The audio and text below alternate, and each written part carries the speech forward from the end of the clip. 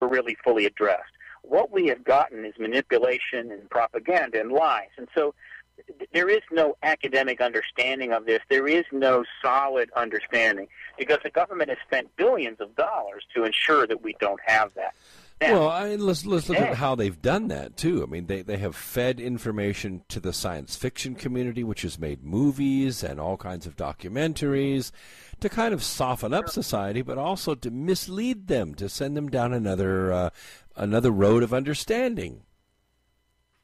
Well, they did everything. This was a brilliantly conceived effort that was very difficult to achieve, but they were successful.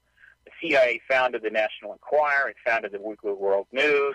It used them to plant stories about lots of things, particularly the UFO question. They planted journalists, CIA-backed journalists, on virtually every major paper in the country, the networks. They have gone to great lengths to manage our perceptions, with the UFO ET issue being number one on the list, and not the only thing on the list. And this kind of benign propaganda maneuver, ostensibly for national security reasons, to save us and protect us from grave dangers, has simply run its course. And as you pointed out, the issue, by sheer weight of the evidence and the endless sightings and witnesses and everything else, is now mainstreaming very rapidly. And so, Brookings Report is out the door, the Robertson panel is out the door, the Conan Report, the Project Blue Book, throw it all out. We are in a new time now, and this embargo is falling apart. It's got leaks. It's frayed. The foundation is crumbling. It's a mess, and it's really kind of stumbling forward on its own momentum. And now what's at stake is not whether the embargo lasts or not.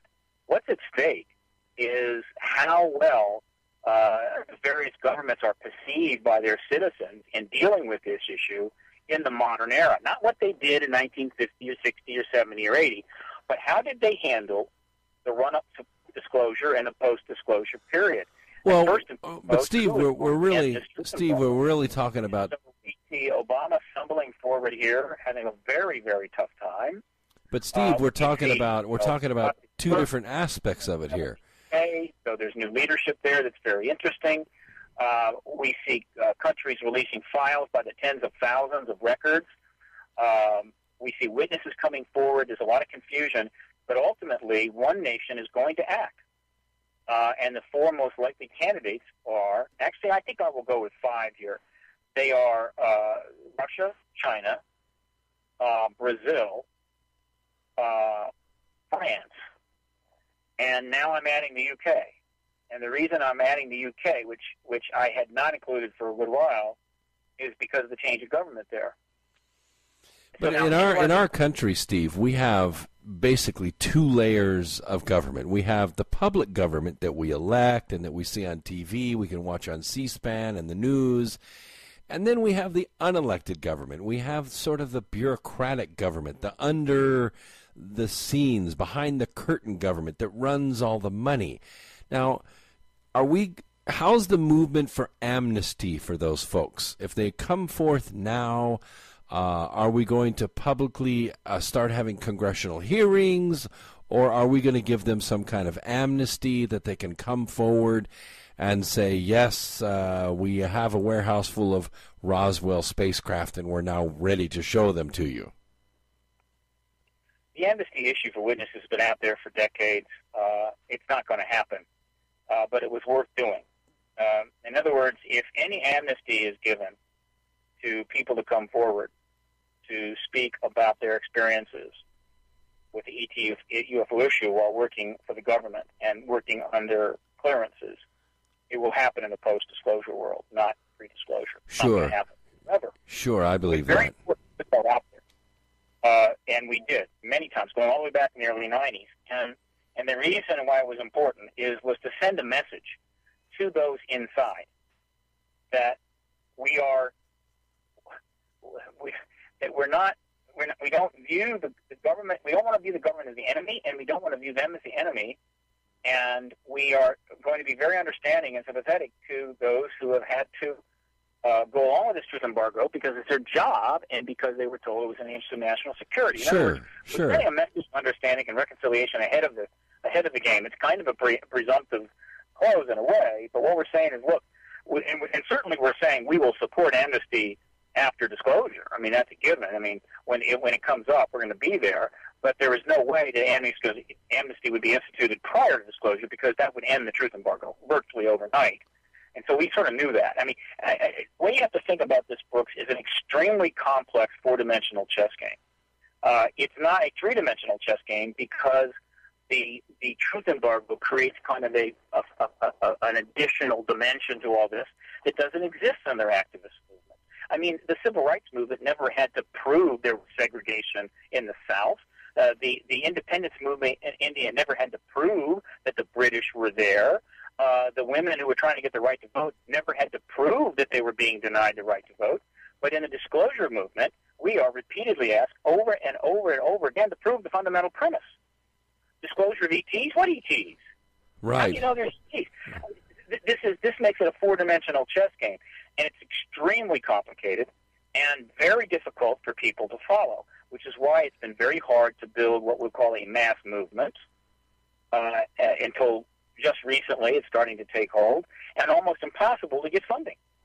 Well, yeah, let's uncharted waters that people are not familiar with, they're not comfortable with. Let's talk about funding for a moment. You know, recently the budgets for the U.S. government were released, and we noticed a little bit of disparity here. One was $170 million for the annual budget for NASA. On the other hand, national defense was $1.3 trillion, trillion with a T. Now, as far as I know, Stephen, we have some small skirmishes. We have a couple of police actions. We're fighting terror. But we're not really in a full-scale Navy to Navy, Air Force to Air Force, Army to Army war right now. And then add to that the fact that the U.S. Air Force took over the X-37B program, which the NASA had just about given up, which was an unmanned robotic miniature space shuttle. The Air Force puts it on its rapid deployment program, loads it with the most classified weapon system, so classified no one even knows what's on board, does not disclose the budget, and then launches the spacecraft on a 9-month mission and is going to follow it up with some more of them. What's going on with weaponizing space? Well, one of the most important exopolitical questions that will eventually be answered. But it's been asked, but not in the mainstream. Because, well, I don't know what the mainstream does anymore, frankly. Though they are getting better with this issue, bless their heart. Is that 10 years after the Cold War was won, and Russia steeped itself in capitalism, and all the KGB guys went out and started a corporation, and the U.S. was, in a sense, preeminent. Our defense budget exceeded the sum of all defense budgets in the world of all other nations. This is around 2000. I think it's still the case, but it fluctuates a little bit. But in other words, our defense budget is greater than all the other nations in the world combined. And the exopolitical question was, who are we defending ourselves against? And the answer to that question needs to be made pretty quickly. But again, getting back to what I said before, that nothing is what it seems. Nothing the government says about the space program is what it seems, is what it really is. No actions they take is really what's going on. The information they release is not probative. Their policies with respect to weaponization, never disclosed, and not properly understood. This is, again, a massive chess game being played by an incredibly powerful, very well-funded intelligence or operation, all within what I call the secret empire. And that doesn't have anything to do with the White House, right? I mean, the White House isn't in charge of this. They're not running that.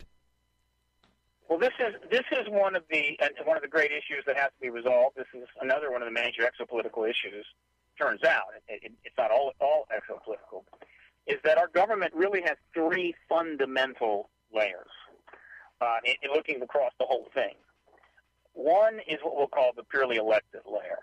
It's the president, it's the members of Congress and their immediate staff, let's stay out of the state area because overall it's not that really relevant to this. That's the first layer. The second layer is what we'll call the above-ground bureaucracy. These are all of the people, civil servants, a lot of long-time appointees, people that are not elected at all, that are involved in the vast operations of government, and they are huge. They are in the hundreds and hundreds of thousands, if not millions. And they operate under a certain sort of set of protocols. And then there is third layer, and that is, of course, the secret empire. Often mistakenly referred to as the shadow government, second government. That's not what it is. The secret empire is, as I've said many times, the sum totality of all of the intelligence classified operations pertaining